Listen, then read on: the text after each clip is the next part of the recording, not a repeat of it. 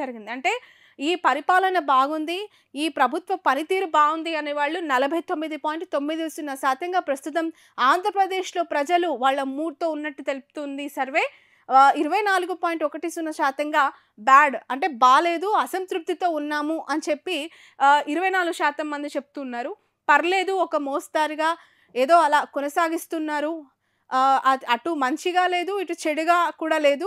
Middle of the మూడ్‌తో ఉన్నవాళ్ళు 26% ఉన్నారని చెప్పి ఈ మూడ్ ఆఫ్ ద సర్వే ద్వారా వాళ్ళు ఈ గ్రాఫ్‌ని ఇవ్వడం జరిగింది. అయితే ఈ గ్రాఫ్‌లో factors which people consider before they vote in coming elections అంటే ఎలాంటి అంశాలను కన్సిడర్ చేశారు? వాళ్ళు ఎలాంటి అంశాలతో వాళ్ళ అభిప్రాయాన్ని తెలియజేశారు? ఎలాంటి క్వెషన్స్‌కి వాళ్ళు సమాధానాలు ఇచ్చారు అనే పాయింట్స్‌పై కూడా ఇక్కడ వాళ్ళు సర్వే చేయడం జరిగింది. 1 పార్టీని చూసి ఓటు వేయబోతూ ఉన్నారా? ఎమ్మెల్యే క్యాండిడేట్‌ని చూసి ఓటు వేయబోతూ ఉన్నారా? సీఎం క్యాండిడేట్‌ని చూసి ఓటు వేయబోతూ ఉన్నారా?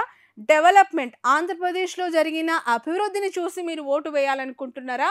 లేదంటే అక్కడున్న రాజకీయ నాయకుడి యొక్క కులం, లేదంటే అక్కడ ఆ రాష్ట్రాన్ని గానీ, ఆ నియోజకవర్గాన్ని పరిపాలిస్తూ ఉన్న రాజకీయ నాయకుల సామాజిక వర్గాలను ఆధారంగా చేసుకొని ఓటు వేయబోతున్నారా?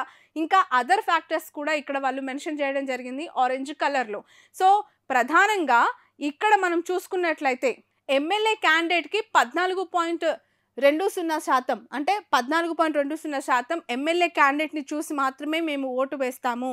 ఆ ఎమ్మెల్యే క్యాండిడేట్ బావుంటే మేము ఖచ్చితంగా వాళ్ళకి ఓటు వేసే అవకాశం ఉంది అని చెప్పి 14.20% మంది అభిప్రాయం తెలియజేశారు. ఇక సీఎం క్యాండిడేట్‌ని చూసి మేము ఓటు వేస్తాము అని చెప్పింది 37% మంది ఇక్కడ కనిపిస్తోంది. 37% పైగా ప్రజలు సీఎం క్యాండిడేట్‌ని చూసి మేము ఓటు వేస్తాము. సీఎం క్యాండిడేట్ యొక్క పనితీరు, వాళ్ళ నమ్మకం, వాళ్ళ విశ్వాసం అనేది చాలా ఇంపార్టెంట్ ఫ్యాక్టర్‌గా ఇక్కడ కనిపిస్తోంది. దాదాపు ప్రజలు 37%కి పైగా సీఎం క్యాండిడేటే ముఖ్యమనే వాళ్ళ సంఖ్య ఇక్కడ కనిపిస్తోంది. విత్ ఫిగర్స్ కూడా ఇచ్చారు. 37%గా అది ఉంది.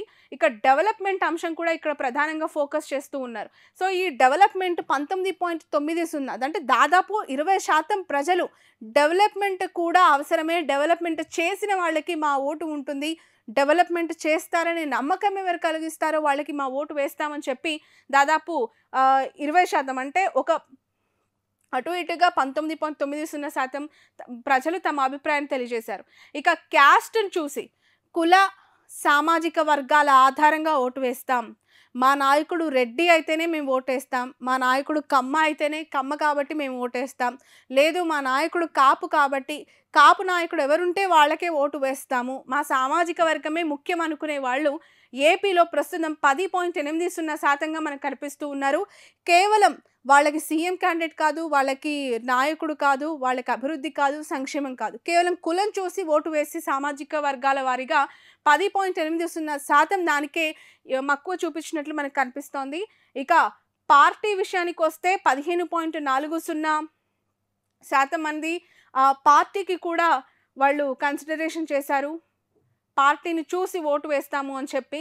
ఇక అదర్ థింగ్స్ ఇంకా మిగతా విషయాలను కూడా 2.10%గా వాళ్ళిక్కడ కేటాయించడం జరిగింది. Peoples choice for next CM of Andhra Pradesh in coming elections. రాబోయే అసెంబ్లీ ఎన్నికలలో ప్రజలు ఎవరిని ముఖ్యమంత్రిగా చూడాలనుకుంటున్నారు? ప్రజలు ఎవరిని ముఖ్యమంత్రి చేయాలనే అభిప్రాయంతో ఉన్నారు? ప్రజలు ముఖ్యమంత్రిని ఎందుకు అతన్నే చేయాలి? అంటే అతన్నే మరొకసారి ఎన్నుకోవాలి, లేదు అంటే అతనికే ఓటు వేయాలనే అభిప్రాయంతో ఎందుకున్నారనే విషయాలపై కూడా వాళ్ళు సర్వే చేయడం జరిగింది. ఇక్కడ చాలా క్లియర్‌గా దాని డీటెయిల్స్ ఇక్కడ ఇచ్చారు. ఒకసారి అవి చూస్తే వైఎస్ షర్మిలకి సంబంధించి 1.84% మంది సీఎంగా చూడాలనుకుంటున్నారు ఆంధ్రప్రదేశ్ ప్రజలు.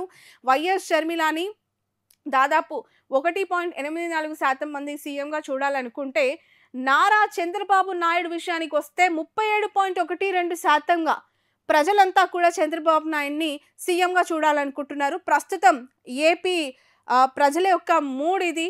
వాళ్ళు చాలా ఓపెన్ అప్ అయ్యి ఇచ్చిన శాంపిల్స్ కలెక్షన్‌లో నాగన్న సర్వే ద్వారా బయటపెట్టిన జెన్యూన్ రిపోర్ట్‌గా ఇది మనకు కనిపిస్తోంది. సో, ఇప్పటికిప్పుడు ముఖ్యమంత్రిగా ఎన్నుకోవాలి అనుకుంటే వాళ్ళు చంద్రబాబు నాయుడిని ఎన్నుకోవాలంటే దాదాపు 37.12% చంద్రబాబు నాయుడుకి జై కొట్టే అవకాశం కనిపిస్తోంది. ఇక జగన్మోహన్ రెడ్డిని 51.24%గా మనం చూడొచ్చు ఇక్కడ జగన్మోహన్ రెడ్డికి 51.24% మంది ప్రజలు, అంటే పూర్తిగా హాఫ్ ఆఫ్ ద పోర్షన్ ఇక్కడ వీళ్ళందరిది కలిపితే 50కి దగ్గరగా చేరుతోంది. దానికి మించి 51.2 అంటే దగ్గర 52% ప్రజలు ఆంధ్రప్రదేశ్లో మరొకసారి జగన్మోహన్ రెడ్డిని ముఖ్యమంత్రిగా చూడాలనుకుంటున్నారు. మరొకసారి జగన్మోహన్ రెడ్డి సీఎం పీఠంలో కూర్చుంటే బాగుండు అనే అభిప్రాయాన్ని వ్యక్తం చేస్తున్నారు. మరొకసారి సీఎం జగనే కావాలి అని చెప్పి 52% మంది ప్రజలు తమ అభిప్రాయాన్ని తెలియజేశారు. ఇక పవన్ కళ్యాణ్ విషయానికి వస్తే ఇక్కడ పవన్ కళ్యాణ్ 6.08% మాత్రమే పవన్ కళ్యాణ్ ముఖ్యమంత్రి కావాలని కోరుకుంటూ ఉన్నారు. పవన్ కళ్యాణ్ ముఖ్యమంత్రి అయితే బావుండు అని చెప్పి 6.08% మంది ప్రజలు తమ అభిప్రాయాన్ని తెలియజేశారు. ఇక నారా లోకేష్ విషయానికి వస్తే 1.07% మాత్రమే, అంటే పవన్ కళ్యాణే 6.08% మంది ఎక్కువగా లోకేష్ కంటే పవన్కి జై కొడుతూ ఉన్నారు సీఎం క్యాండిడేట్గా. కానీ లోకేష్ ప్రధాన ప్రతిపక్ష నాయకుడు హోదాలో ఉన్నారు. జాతీయ పార్టీ అయిన టీడీపీ పార్టీకి ఉపాధ్యక్షులుగా కొనసాగుతూ ఉన్నారు. ఒక మంత్రిగా పనిచేశారు అండ్ మంగళగిరిలో రెండోసారి ఇప్పుడు బరిలోకి దిగబోతూ ఉన్నారు. తమ అభిప్రాయం తెలుసుకున్నప్పుడు లోకేష్కి 1.07 దగ్గర 1.5% కూడా ప్రజలు నారా లోకేష్కి జై కొట్టని పరిస్థితి. అతన్ని ముఖ్యమంత్రిగా చూడాలనుకుంటున్న వాళ్ళ సంఖ్య చాలా అత్యల్పమని చెప్పాలి. కంపారిటివ్లీ పవన్ కళ్యాణ్ ఇక్కడ మనం చూస్తే ఈ ఇద్దరికి దాదాపు 5% తేడా ఉంది. 6% ప్రజలు పవన్ కళ్యాణ్ సీఎం చేయాలనుకుంటే లోకేష్ని మాత్రం 1% మంది ప్రజలు మాత్రమే ముఖ్యమంత్రిగా చూడాలనుకుంటున్నారు. అది కూడా టీడీపీలోనే ఒక వర్గం అయి ఉంటుంది. ఓవరాల్గా రాష్ట్రంలో ఉన్న టీడీపీ కార్యకర్తలంతా కూడా తన నాయకత్వానికి జై కొడితే మేబీ ఇలాంటి రిపోర్ట్ వచ్చేది కాదేమో అని మనం చూస్తే అర్థమవుతుంది. సో ఇది నారా లోకేష్కి పవన్ కళ్యాణ్కి ఇక్కడ మనకి కనిపిస్తున్న కాన్ఫ్లిక్ట్. దాదాపు 5% వ్యత్యాసం వీళ్ళిద్దరికీ కొనసాగుతూ ఉంది. ఇకపోతే వీళ్ళెవ్వరూ కాదు, ఇంకెవరైనా కొత్త క్యాండిడేట్ వస్తే, ఇంకెవరైనా ముఖ్యమంత్రిగా బరిలోకి దిగితే వాళ్ళని సీఎంగా చూసే అవకాశం ఉంది అనే విషయం పైన కూడా వీళ్ళు సర్వే చేయడం జరిగింది. ఆ కేటగిరీ 2.66%గా కూడా ఇక్కడ కనిపిస్తూ ఉన్నారు. సో హైయెస్ట్ ముఖ్యమంత్రిగా ఏపీ రాష్ట్ర ప్రజలు చూడాలనుకుంటున్న వ్యక్తి జగన్మోహన్ రెడ్డి, ఆ తర్వాత చంద్రబాబు నాయుడు, ఆ తర్వాత పవన్ కళ్యాణ్, ఆ తర్వాత వైఎస్ షర్మిల, ఆ తర్వాత నారా లోకేష్. ఇక్కడ ఇంట్రెస్టింగ్ ఫ్యాక్టర్ ఏంటంటే జగన్మోహన్ రెడ్డి ఒక ముఖ్యమంత్రి కుమారుడు, షర్మిల ఒక ముఖ్యమంత్రి కూతురు, చంద్రబాబు నాయుడు ఒక ముఖ్యమంత్రి అల్లుడు, నారా లోకేష్ ఒక ముఖ్యమంత్రికి కొడుకు, మరొక మాజీ ముఖ్యమంత్రికి మనవడు. అయినా కూడా షర్మిల కంటే పవన్ కళ్యాణ్ కంటే అత్యంత తక్కువగా ప్రజల నుంచి ముఖ్యమంత్రి అభ్యర్థి నారా లోకేష్ అయి ఉంటే బాగుండేది అనే అభిప్రాయం చాలా లీస్ట్ కౌంట్లో ఇక్కడ కనిపిస్తోంది. అది కేవలం 1.07%కే పరిమితమైంది. So this is what Naganna survey ఇచ్చిన రిపోర్ట్ ప్రకారం తెలుస్తుంది. ఇక ఓవరాల్గా స్టేట్ వైడ్కి వస్తే వైఎస్ఆర్సీపీ ఓవరాల్ స్టేట్ వైడ్ 41 నుంచి 51% ఓట్ షేర్ని సాధించే అవకాశం ఉందని చెప్పి వాళ్ళ సర్వే రిపోర్ట్లో వాళ్ళు చెప్తూ ఉన్నారు. ఇక్కడ టీడీపీ, జనసేన, బీజేపీ కూటమి 45 నుంచి 46% వాళ్ళకు ఓవరాల్గా రాష్ట్రం మొత్తం ఓట్ నమోదయ్యే అవకాశం కనిపిస్తుంది. కాంగ్రెస్ 0.8 నుంచి 1% మాత్రమే పరిమితం కాబోతోంది. ఇప్పుడిప్పుడే రాష్ట్రంలో పాగా వేయాలని చెప్పి కాంగ్రెస్ పార్టీ అక్కడ చాలా ప్రయత్నాలు చేస్తోంది. షర్మిలను పీసీసీ ప్రెసిడెంట్గా అక్కడ పెట్టారు. ఆమె ప్రచారంలో దూసుకెళ్తోంది.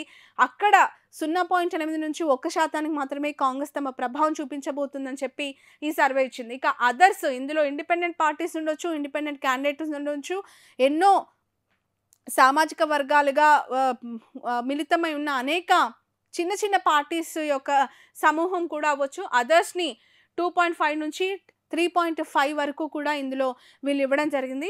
ఓవరాల్గా రాష్ట్రం మొత్తంలో కూడా ఎక్కువగా ఓట్లు సాధించే పార్టీ వైఎస్ఆర్సీపీకి ఉంది. అది దాదాపు 51%గా ఉండే అవకాశం ఉంది అని చెప్పి నాగన్న సర్వే ఎక్స్పెక్ట్ చేస్తూ ఉన్నారు. అయితే ఇక్కడ వైఎస్ఆర్సీపీ ఓట్ షేర్ ఒకసారి ఎక్కడెక్కడ ఏ విధంగా ఉంది, ఉత్తరాంధ్ర, రాయలసీమ రీజియన్స్ కూడా ఇక్కడ వాళ్ళు ఇవ్వడం జరిగింది. రాయలసీమలో వైఎస్ఆర్సీపీ ఓట్ షేర్ విషయానికి వస్తే 52 నుంచి 54% వాళ్ళ ఓట్ షేర్, అంటే చాలా హైయెస్ట్ అని చెప్పాలి. రాయలసీమలో రీసెంట్గా జగన్మోహన్ రెడ్డి బస్ యాత్ర చేశారు. గతంలో కూడా క్లీన్ స్వీప్ చేశారు. ఎక్సెప్ట్ చంద్రబాబు నాయుడు కుప్పంలో మినహా ఎక్కడా కూడా టీడీపీ తమ ప్రభావం చూపించలేకపోయింది 2019 ఎలక్షన్స్‌లో. ఇప్పుడు 2024లో కూడా అదే సినారియో, అదే హిస్టరీ మళ్ళీ రాయలసీమలో క్రియేట్ చేస్తామని చెప్పి వైఎస్ఆర్‌సీపీ చెప్తూనే వస్తోంది. ఆ దిశగానే సర్వేస్ కూడా వాళ్ళ రిపోర్ట్‌ని ఇస్తూ ఉన్నాయి. ఇక్కడ చూడొచ్చు 52-54% రాయలసీమలో ఓట్ షేర్ నమోదవబోతుంది అని చెప్పి చెప్తూ ఉన్నారు. జనసేన కంటెస్టింగ్ సీట్స్‌లో కూడా 41-42% ఓట్ షేర్ నమోదయ్యే అవకాశం ఉంది అని చెప్పి చెప్తూ ఉంది. ఉత్తరాంధ్ర, కోస్టా ఏరియాలో 49-51% ఓట్ షేర్ నమోదయ్యే అవకాశం కనిపిస్తోంది.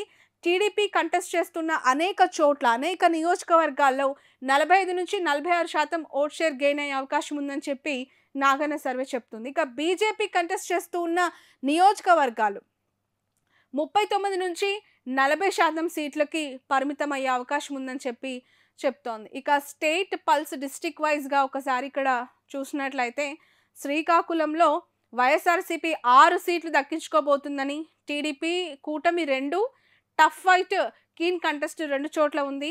విజయనగరం వైఎస్ఆర్‌సీపీ 7, కూటమి 1 టఫ్ ఫైట్ 1గా ఇచ్చారు.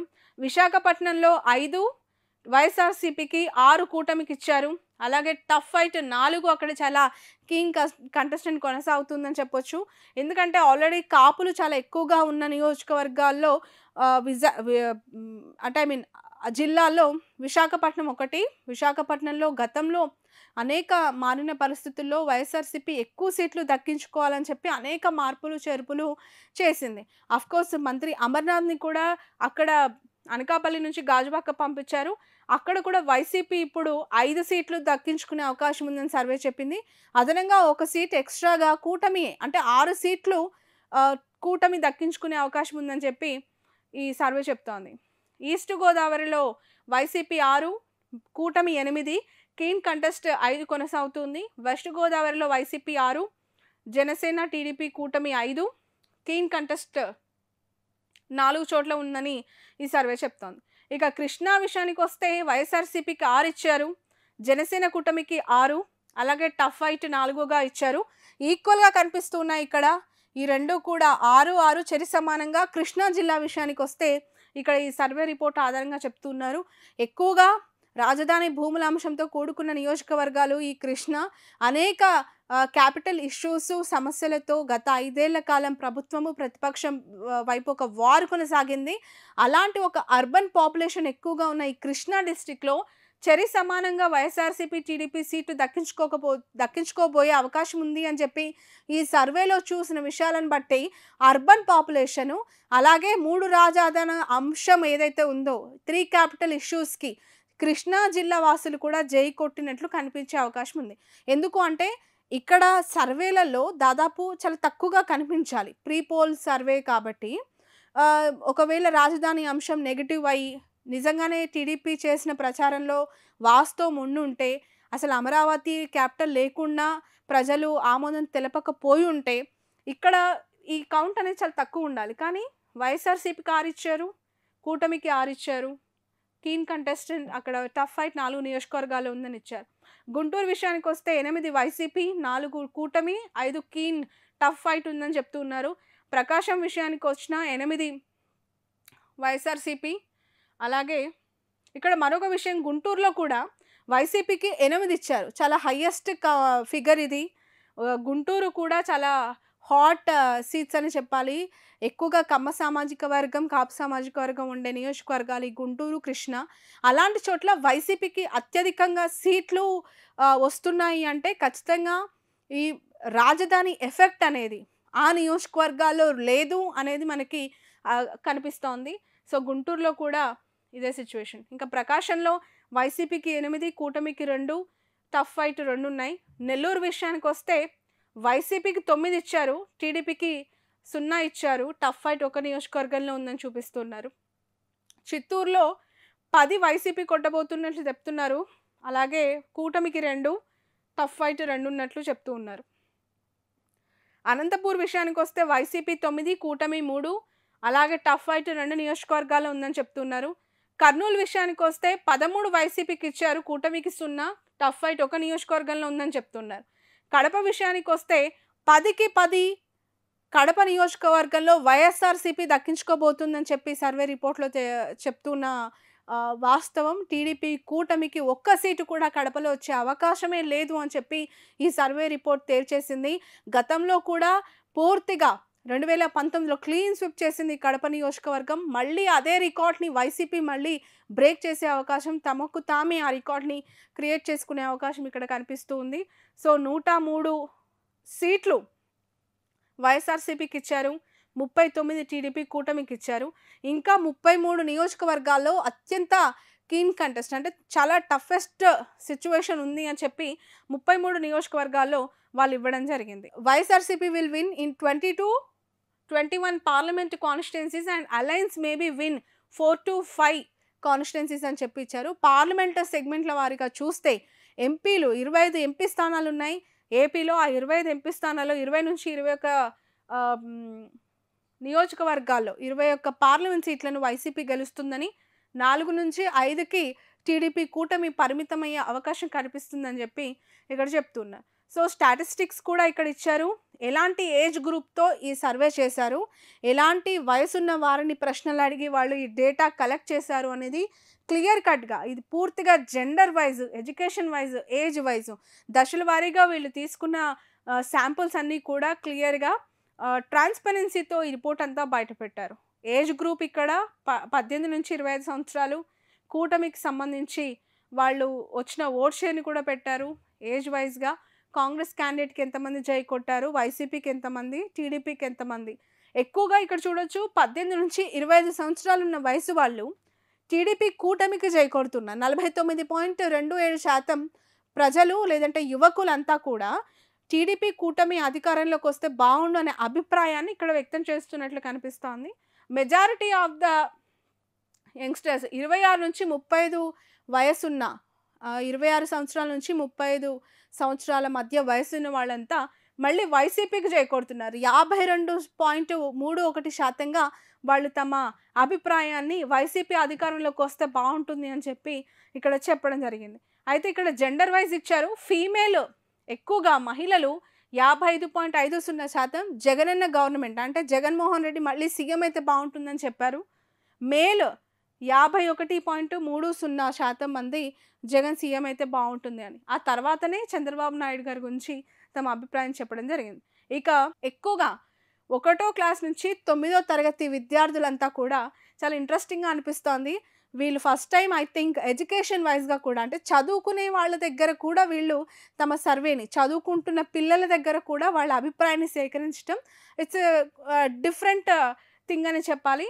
సో 9వ తరగతి విద్యార్థుల వరకు కూడా అభిప్రాయం అడిగారు. మీకు టీడీపీ చంద్రబాబు నాయుడు గారు కావాలా, జగన్ గారు కావాలా అంటే 9వ తరగతి పిల్లల వరకు కూడా 55.37% జగన్మోహన్ రెడ్డి సీఎం అయితే బాగుండనే అభిప్రాయాన్ని ఆ పిల్లలు వ్యక్తం చేసినట్లు కనిపిస్తుంది. అఫ్కోర్స్ ఎడ్యుకేషన్ సిస్టమ్ని మార్చేసాము, పూర్తిగా వాళ్ళ భవిష్యత్తుని మారుస్తున్నాము అని చెప్పి పదే పదే ఎడ్యుకేషన్ సిస్టమ్ గురించి వైసీపీ గొప్పగా చెప్పుకుంటూ ఉంటుంది. దానికి ఇది ఒక నిదర్శనంగా కూడా చెప్పుకోవాలి.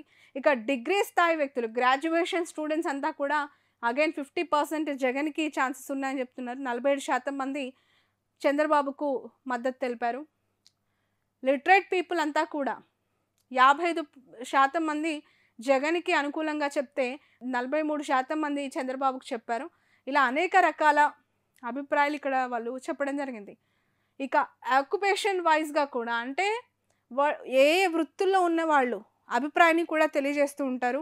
అఫ్కోర్స్ హాస్పిటాలిటీ, అగ్రికల్చర్, బిజినెస్, జర్నలిస్టులు, లేదంటే రియల్ ఎస్టేట్ వ్యాపారం చేసుకునే వాళ్ళు, ఇలా అనేక వర్గాల్లో కూడా వాళ్ళు ఈ శాంపుల్ కలెక్షన్ చేశారు. సో ఈ శాంపుల్ కూడా డేటా వైజ్గా ఇచ్చారు.